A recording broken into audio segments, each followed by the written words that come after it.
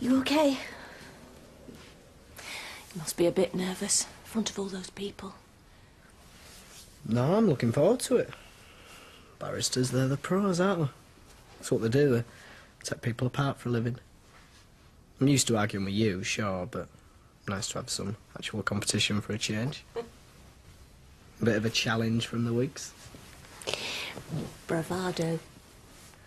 Such insight. A wise and clever mother figure. It's not too late to pull out if you want to. I've given him a statement. Yes, but if you're not up to it, or you don't want to do it, everybody would understand.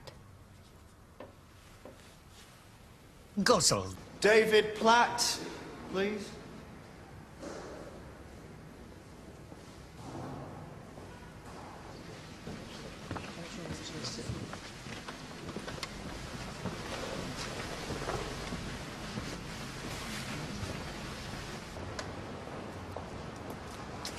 I feel like you're a drug dealer. Oh, well, today's a really good day to give up, isn't it? I'm sorry. Thank you. Try to stay calm, man. I wish you'd stop saying that. I'm as calm as I can be. So you were convinced Miss Barlow was in imminent danger? Defo, yeah. And what was Mr. Stubbs doing before Miss Barlow struck him? Well, we're going to kill her. She'd be dead meat now. It'd be him stood up there instead of her. Thank you. No more questions, Your Ladyship.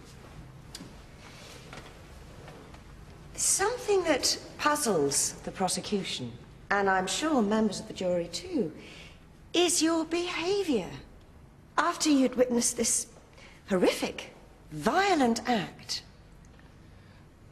Is that a question? What did you do after you'd seen Mr. Stubbs being clubbed to death? Well, I were in shock. What did you do? I went out into the street and saw the police and ambulance arriving and that. And were your mother and sister Sarah in the street at that time? You know the one? And yet you failed to mention to either of them, or show any sign whatsoever that you had witnessed this traumatic event moments before. Yeah, well, I'm very good at covering up unpleasant emotion. So it seems. So good that you didn't tell anyone what you'd seen for 2 weeks. No one. As if you hadn't seen anything at all. All right, I was scared. Of a dead man? He tried to drown me. You don't seem scared now. Well, I'm not. Why not? Well, what's there to be scared of? All I'm doing is just standing here and telling everybody what I saw. You were so frightened of this man that you didn't speak until he'd been dead for 2 weeks. And yet you could stand peeping through his window. Well, it was dark. And I don't know, I figured that he's more likely to see me if I'd have moved about. So, Mr. Stubbs picked up a knife. That's right. And then he went towards Miss Barlow in the living area. We've done all this? And we're doing it again. How was he holding the knife? Could you demonstrate? His right hand? Yeah. You sure? Positive. Then what happened? He approached the defendants with malicious intent. This is a murder trial, Mr. Platt.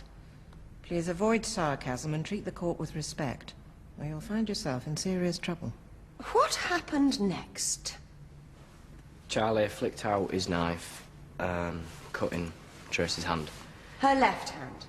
Yeah. Holding the knife in his right hand? Yeah. You sure? Look, I'm positive. And she looked at her hand, and then that's when he cut the back of it. And then he shouted, "I'm gonna kill you." And you heard all this above the music? Oh, well, Tracy turned the music down then. When? When he was coming at her. So she found time to turn the music down when a man was coming at her with a knife? Well, That doesn't make sense. That's what she did. Go on. And Charlie pulled back the knife, and Tracy grabbed the statue thingy and smacked him. Demonstrate what he did.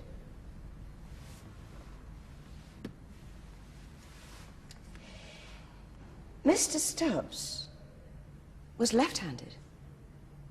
When his body was found, he was holding the knife in his left hand.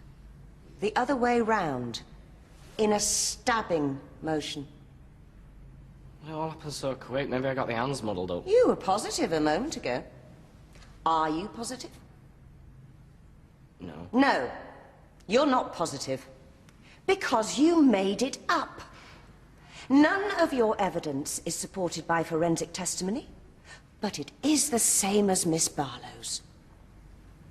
You didn't see the incident at all, did you? I did. I did. No further questions, Your Ladyship.